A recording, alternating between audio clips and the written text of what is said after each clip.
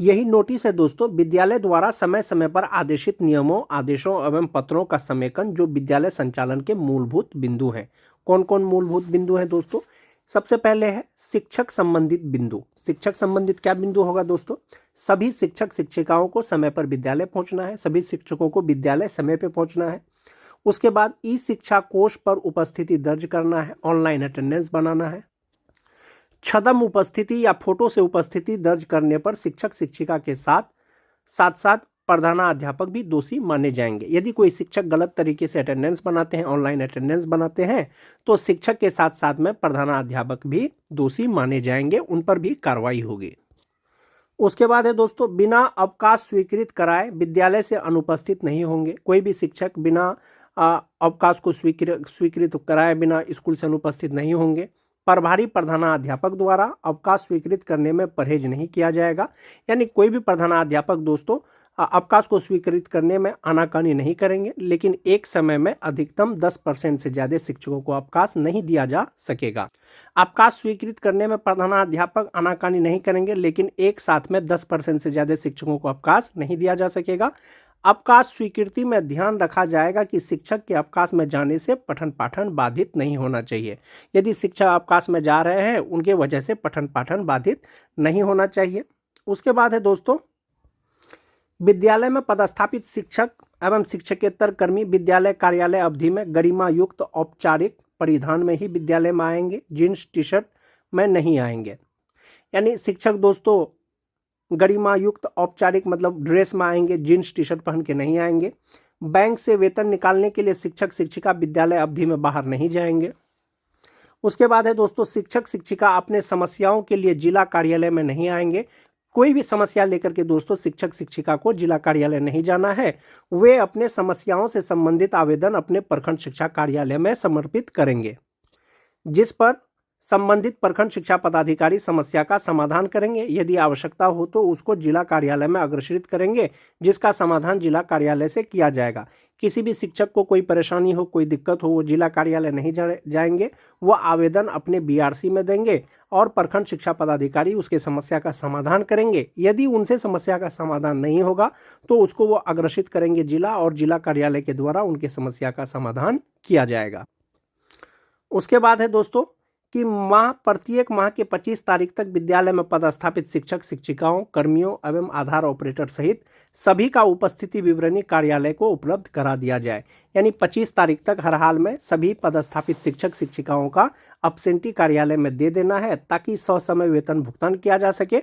विलंब से गलत या अधूरा उपस्थिति विवरणी उपलब्ध कराने के लिए संबंधित प्रधानाध्यापक जिम्मेवार होंगे।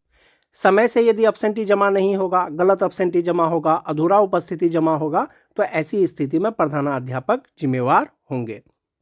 उसके बाद है दोस्तों विद्यालय परिसर की व्यवस्था। विद्यालय परिसर की व्यवस्था कैसी रखा जाए दोस्तों? विद्यालय अवधि में किसी भी वर्ग कक्ष या भवन में तालाबंद नहीं होना चाहिए। किसी भी कक्षा में तालाबंद नहीं होना चाहिए। अनुपयोगी यानी जो सामान का उपयोग नहीं होता हो, सामग्री को विद्यालय शिक्षा समिति के सहयोग से नीलामी कर दिया जाए। प्रधानाध्यापक कक्ष व्यवस्थित एवं सुसज्जित हो, इसमें सभी शिक्षकों का प्रोफाइल फ्लैक्स पर प्रदर्शित की जाए। यानी प्रधानाध्यापक का जो कक्ष है दोस्तों वो व्यवस्थित हो और सुसज्जित हो, और उसमें शिक्षकों का प्रोफाइल फ्लैक्स रहना अनिवार्य है दोस्तों। विद्यालय में अनावश्यक पाठ्य पुस्तकें नहीं होना चाहिए। जिन बच्चों के पास पुस्तक नहीं है उन्हें उपलब्ध करा दिया जाए। अवशेष या अधिक पुस्तक अपने प्रखंड संसाधन केंद्र को उपलब्ध करा दिया जाए। यानी अनावश्यक पुस्तक स्कूल में नहीं रहना चाहिए। जो बच्चे को किताब नहीं मिला है उसको दे देना चाहिए। यदि उसको देने के बाद भी बच जाता है तो उसको प्रखंड संसाधन केंद्र में जमा कर देना है। उसके बाद है दोस्तों स्वास्थ्य विभाग द्वारा उपलब्ध कराई गई विभिन्न दवा जैसे कि आयरन की गोली, अल्बेंडाजोल आदि को निर्धारित समय पर एक्सपायरी डेट देखकर ही बच्चों को दवा दी जाए। आवश्यकता से अधिक का भंडारण विद्यालय में नहीं किया जाए। उसके बाद है दोस्तों विद्यालय अवधि में विद्यालय के मुख्य द्वार बंद रखा जाए, ताकि बच्चे विद्यालय अवधि में विद्यालय से बाहर नहीं जाए। दरवाज़ा खुले रहने से कभी कभी बच्चे विद्यालय अवधि में खेलने के लिए बाहर चले जाते हैं या भाग जाते हैं, इसलिए मुख्य द्वार बंद रखा जाए। विद्यालय अवधि में अनाधिकृत प्रवेश वर्जित है। विद्यालय के सुरक्षा को ध्यान में रखते हुए विद्यालय में केवल प्रधानाध्यापक ही प्रेस ब्रीफिंग करने के लिए अधिकृत होंगे, कोई अन्य शिक्षक प्रेस को ब्रीफ नहीं करेंगे। यानी विद्यालय में अनाधिकृत प्रवेश वर्जित है दोस्तों। विद्यालय की सुरक्षा को ध्यान में रखते हुए सिर्फ प्रधानाध्यापक ही किसी मीडिया से या किसी से बात कर सकते हैं, कोई शिक्षक जो है प्रेस ब्रीफिंग नहीं करेंगे। दूसरा है दोस्तों वर्ग कक्ष को व्यवस्थित रखना। वर्ग कक्ष साफ सुथरा हो, अनावश्यक सामग्री रखी नहीं जाए, यानी कक्षा जो है साफ सुथरा हो, उसमें अनुपयोगी सामान नहीं रखा जाए। वर्ग कक्ष में पंखा और पर्याप्त रोशनी के लिए एलईडी बल्ब अथवा ट्यूबलाइट की व्यवस्था हो तथा बिजली के तार और उपकरण लटकते एवं खराब नहीं होना चाहिए। यानी कक्षा में पंखा हो, रोशनी के लिए पर्याप्त एलईडी बल्ब हो, ट्यूबलाइट हो, और जो तार वार कभी लटकता है दोस्तों कक्षा में, उस तरह का नहीं रहना चाहिए, लटकते हुए वायर नहीं रहना चाहिए।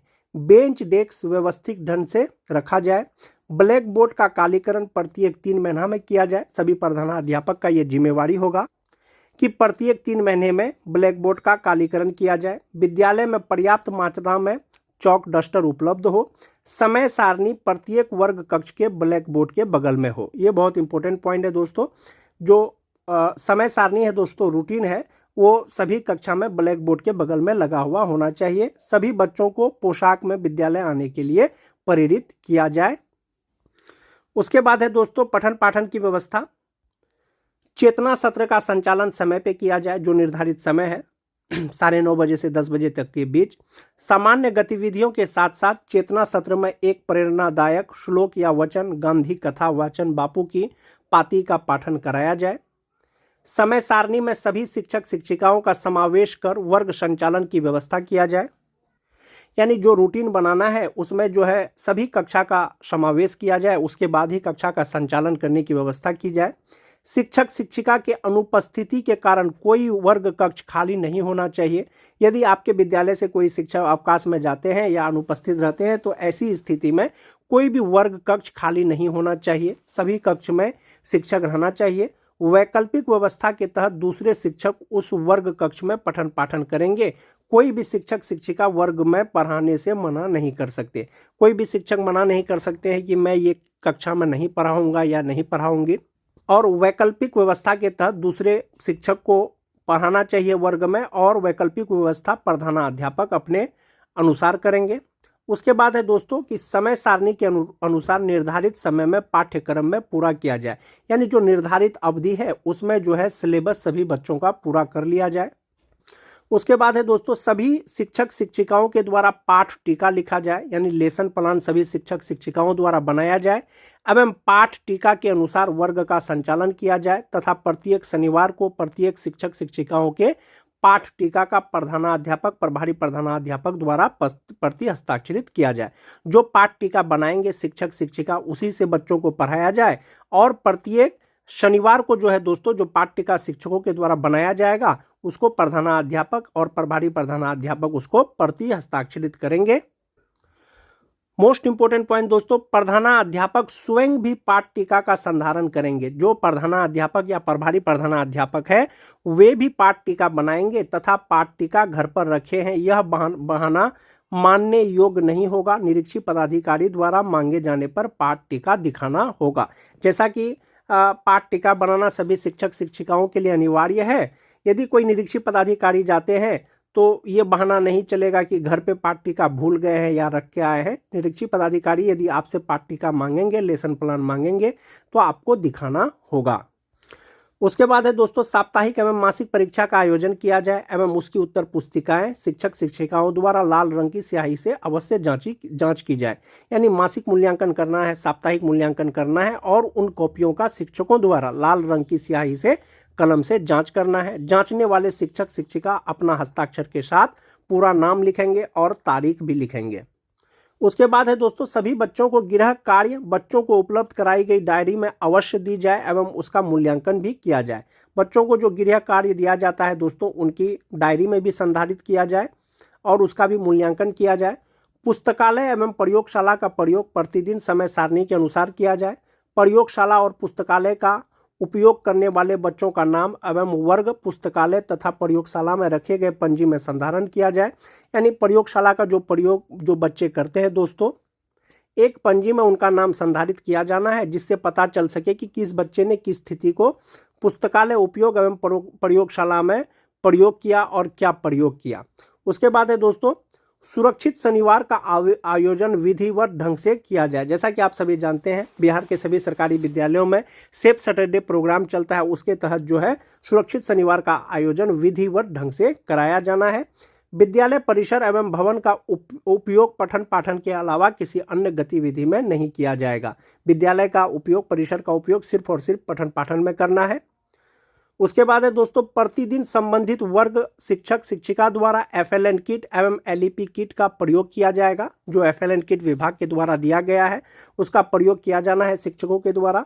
दोनों किट किसी भी परिस्थिति में बक्से में बंद नहीं होना चाहिए। प्रायः देखा जाता है कि FLN किट जो है वो किसी विद्यालय में बंद रहता है, प्रयोग नहीं होता, लेकिन उसका प्रयोग हमेशा किया जाना है।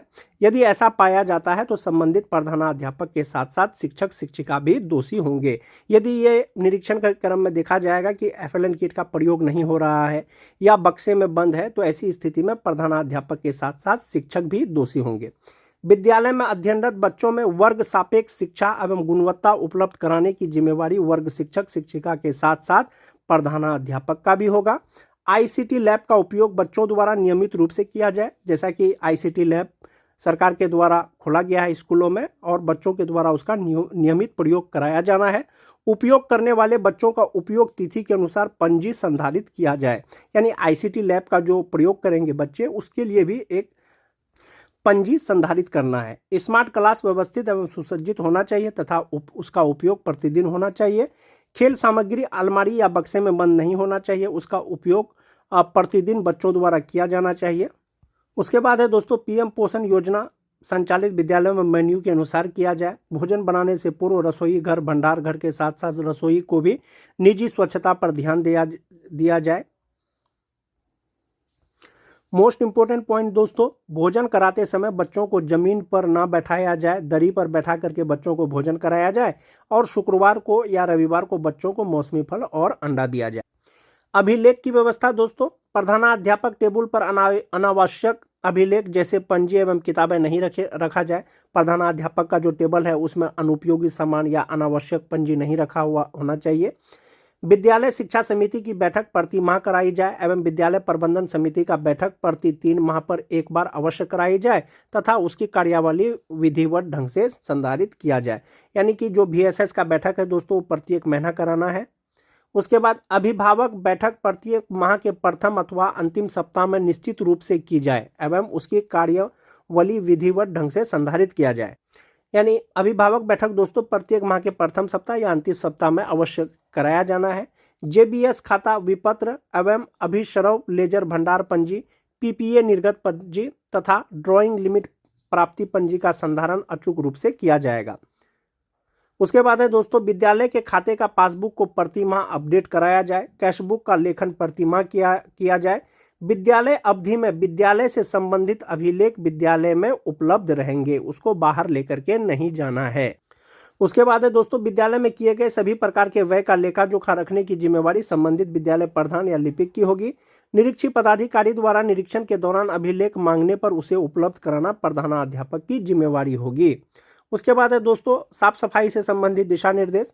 विभाग द्वारा चयनित एजेंसी से शौचालय एवं विद्यालय परिसर की साफ सफाई अचूक रूप से कराई जाए। शौचालय उपयोग हेतु कर्मियों के साथ साथ सफाई के सामग्रियों का पूर्ति संबंधित एजेंसी के द्वारा कराया जाता है। विद्यालय प्रधान के द्वारा सत्यापन के उपरांत ही एजेंसी को भुगतान किया जाए, अर्थात जितने शौचालय की सफाई हुई है उसी के अनुसार सत्यापन किया जाए। दूसरा है दोस्तों, किसी भी परिस्थिति में विद्यालय अवधि में शौचालय में तालाबंद नहीं होना चाहिए।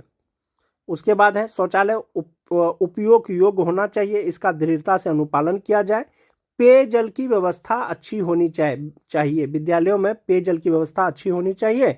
चापाकल या सबमर्सिबल पंप चालू हालात में होना चाहिए। चिन्हित मध्य माध्यमिक विद्यालयों में अधिष्ठापित वेंडिंग मशीन सैनिटरी पैड की उपलब्धता एवं इंसिनरेटर का उपयोग बालिकाओं द्वारा होना चाहिए। तो ये दिशा निर्देश है दोस्तों, जो विद्यालयों का फरवरी से जांच शुरू होने वाला है। आज के वीडियो में दोस्तों बस इतना ही। वीडियो अगर अच्छी लगे तो अपने दोस्तों में लाइक और शेयर जरूर कर दें। मिलते हैं एक नए वीडियो के साथ, तब तक के लिए धन्यवाद।